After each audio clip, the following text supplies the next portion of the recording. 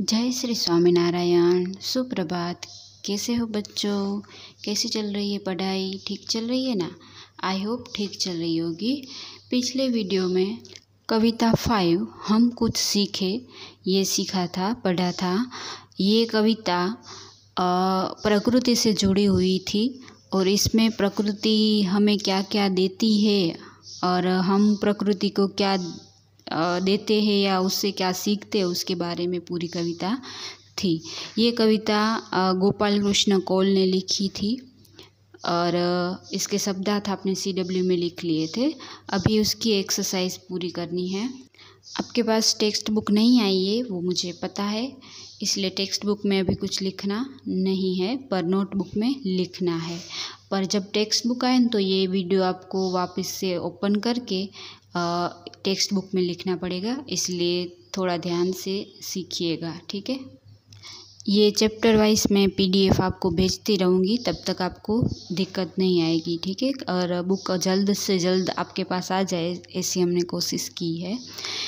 चलो page number 37 में पंक्तियाँ पूरी कीजिए। यहाँ कविता की पंक्ति है और उसमें कुछ शब्द नहीं है, वो हमें पूरे करने हैं। तो यहाँ पे है सूरज हमें रोशनी देता है, इससे ब्लैंक्स हमें रोशनी देता है तो यहाँ पे आएगा सूरज। उसके बाद है ब्लैंक्स मतलब खाली जगह पर होती खेती है तो यहाँ पे आएगा धरती। उसके बाद है जो खाली जगह है उसे पढ़ाए तो यहाँ पे आएगा अनपढ़। फिर है खाली जगह सदा देते हैं छाया तो यहाँ पे आएगा पेड़। उसके बाद है खाली जगह नया जीवन देती है तो यहाँ पे आएगा हवा। प्यासी खाली जगह को पानी दे तो यहाँ पे आएगा मिट्टी, ठीक है। उसके बाद ये क्वेश्चन आंसर है जो आपको नोटबुक में लिखना है, इसका फ़ोटो मैं आपको सेंड कर दूंगी। पहला है हम किस प्रकार सूरज, हवा, धरती, पेड़ आदि का लाभ उठाते हैं, तो उसका आंसर आएगा हम सूरज से रोशनी लेकर, हवा से नया जीवन लेकर, धरती पर खेती करके और पेड़ से फल फूल छाया आदि लेकर उनका लाभ उठाते हैं। उसके बाद सेकंड क्वेश्चन है पेड़ हमारी सहायता कैसे करते हैं, तो यहाँ पे आएगा पेड़ हमें जलती दोपहर में छाया देकर हमारी सहायता करते हैं। उसके बाद थर्ड क्वेश्चन है देश को आगे बढ़ाने के लिए हमें क्या करना चाहिए, तो देश को आगे बढ़ाने के लिए जो पिछड़े हैं हमें उन्हें आगे बढ़ाना चाहिए। उसके बाद है औरों का भी हित हो, जिसमें ये पंक्ति का आशय क्या है, उसका अर्थ क्या है वो हमें बताना है। तो औरों का भी हित हो जिसमें पंक्ति का आशय है कि हमें परोपकार के कार्य करने चाहिए।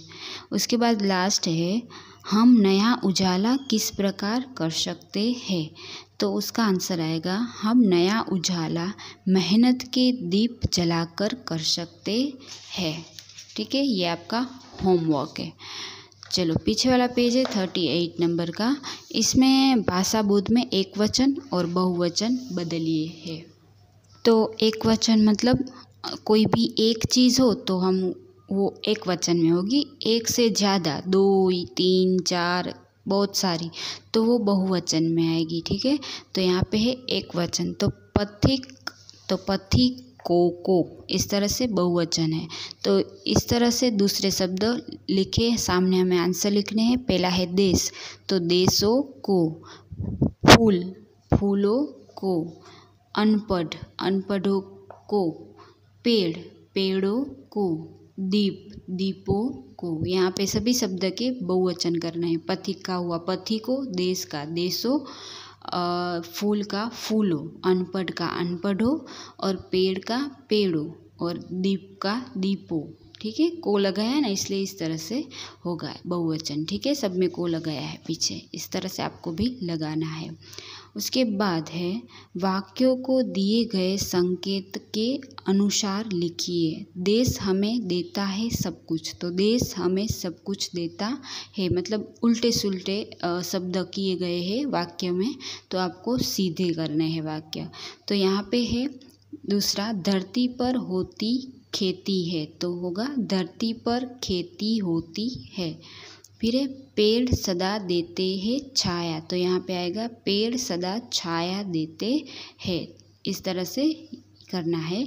अब इसके बाद का हम नेक्स्ट वीडियो में समझेंगे। यहाँ तक ही आपको छोड़ना है और होमवर्क में प्रश्न के उत्तर लिखने हैं। इंडेक्स में आज की डेट लगाकर प्रश्न के उत्तर आपको लिखने हैं, ठीक है।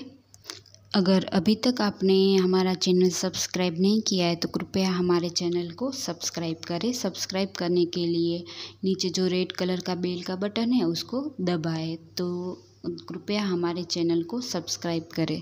धन्यवाद।